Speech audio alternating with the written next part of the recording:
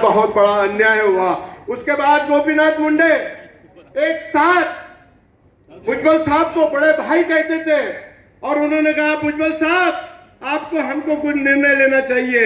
मैं आपको बताना चाहता हूं गोपीनाथ मुंडे वो आदमी है जिसकी पार्टी ने इतना उसको अन्याय करने के बावजूद भी वो ओबीसी की लड़ाई लड़ते रहे। और किसको लेके लड़ते रहे?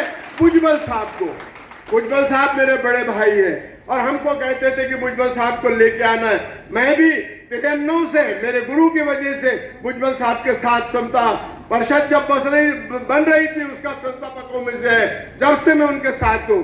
हमको मुंडे साहब ने कई बार भुजबल साहब के पास भेजा और भुजबल साहब को कहा कि निर्णय लेने के लिए कहिए भुजबल साहब को निर्णय लेने के लिए कहिए, क्योंकि हमको कुछ ना कुछ निर्णय लेना चाहिए। मगर भुजबल साहब ने उन लोगों का साथ नहीं छोड़ा और साथ न छोड़ने की वजह से हमेशा ओबीसी का साथ भुजबल साहब और मुंडे साहब ने सिर्फ महाराष्ट्र में नहीं पूरे देश में किया और इतने कठिनाइयों के बावजूद भी वो लड़ाई लड़ते रहे।